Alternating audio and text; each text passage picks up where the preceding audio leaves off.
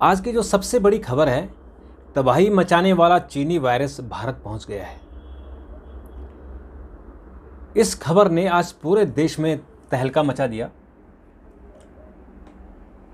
और आज सड़क से लेकर संसद तक इसी की चर्चा रही।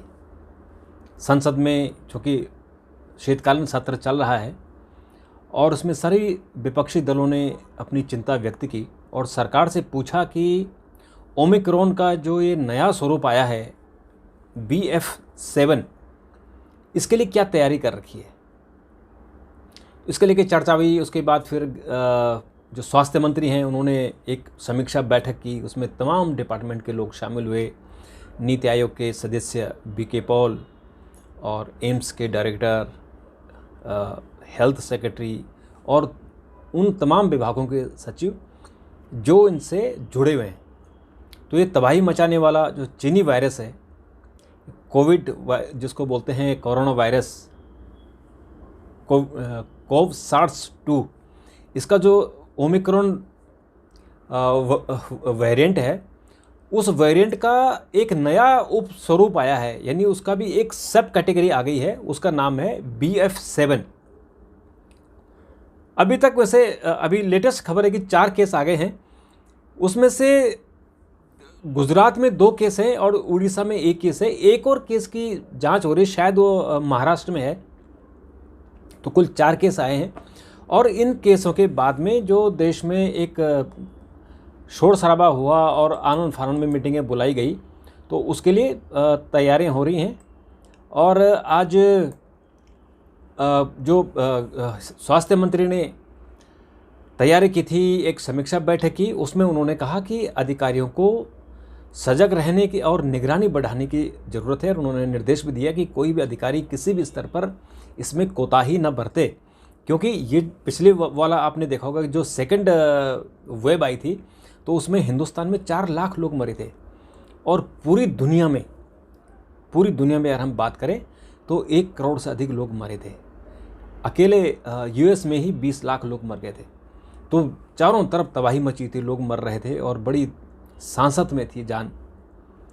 तो ये वायरस ना आए, हालांकि ये बड़ी ख़तरनाक बात है कि चीन से जब ये चीन में तबाही मची है, चीन में लोग लाशें गिर रही हैं और वहाँ के राष्ट्रपति शी जिनपिंग ने जब वहाँ पे जीरो टॉलरेंस पॉलिसी की थी तो लोग सड़कों पर उतर आए थे। तो अब लोग जब सड़कों पर उतर आए तो उन्होंने भी फिर सब कुछ खोल दिया, फिर जो जीरो टॉलरेंस पॉलिसी है उसको ख़त्म कर दिया। तो उसके बाद चीन में बहुत तेज़ी से ये वायरस फैला और वहाँ पे ऐसी खबरें आ रही, चूँकि वहाँ पर मीडिया स्वतंत्र नहीं है, इसलिए वहाँ से खबरें नहीं आ रही, पर जो वैसे खबरें छन कर जो खबरें आ रही है उसमें ऐसा कहा जा रहा है कि लाखों लोग वहाँ मर रहे हैं। और चूँकि हिंदुस्तान और चीन के बीच में जो फ़्लाइट है वो बंद नहीं हुई है, तो स्वाभाविक तौर पे है कि वहाँ से वेरिएंट आएगा। और 4 केस आज भारत में आ चुके हैं।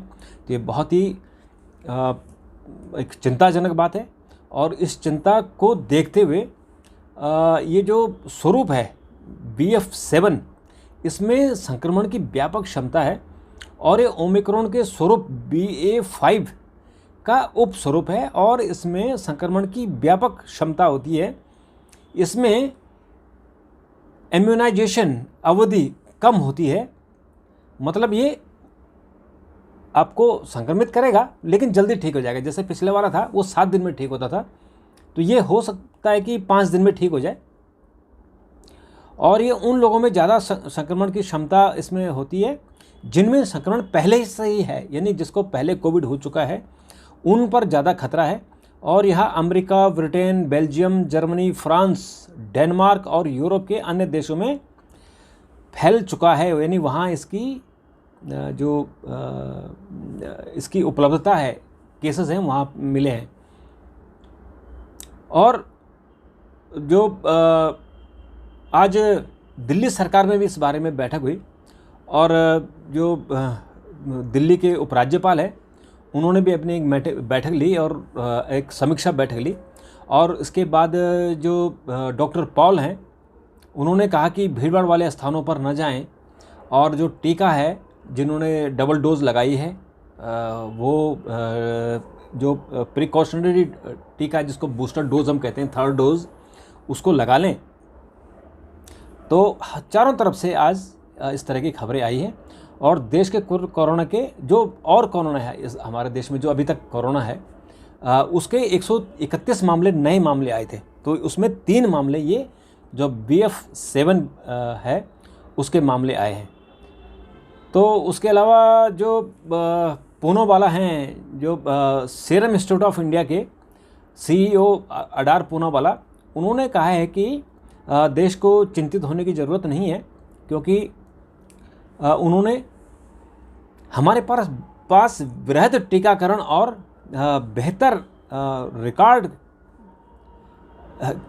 है, क्योंकि हमने बहुत टीका उपलब्ध कराया है पूरे देश को, तो इसलिए घबराने की ज़रूरत नहीं है और हम आपको ये टीका अगर ज़रूरत पड़ी तो उपलब्ध कराएंगे। FCRA कानून का दुरुपयोग बहुत चला लिया आपने। अब जब आपकी सरकार थी, आज केंद्रीय गृह मंत्री अमित शाह ने विदेशी अंशदान विनियमन अधिनियम FCRA, जिसको बोलते हैं फॉरेन कंट्रीब्यूशन रेगुलेशन एक्ट, इसका दुरुपयोग हुआ था जब UPA सरकार थी। तो इसके उपयोग के कारण कांग्रेस के जो संगठन हैं, जैसे राजीव गांधी फाउंडेशन है, जवाहरलाल फाउंडेशन है, इस तरह के जो फाउंडेशन कांग्रेस के बहुत सारे, उनको विदेशी पैसा आता था, खासकर उसमें चीन से भी आता था। तो आज गृह मंत्री ने जब लोकसभा में 193 के तहत चर्चा हो रही थी, तो उन्होंने कहा कि बहुत आपने इसका दुरुपयोग किया था, तो अब हम ये सरकार नहीं करने देगी।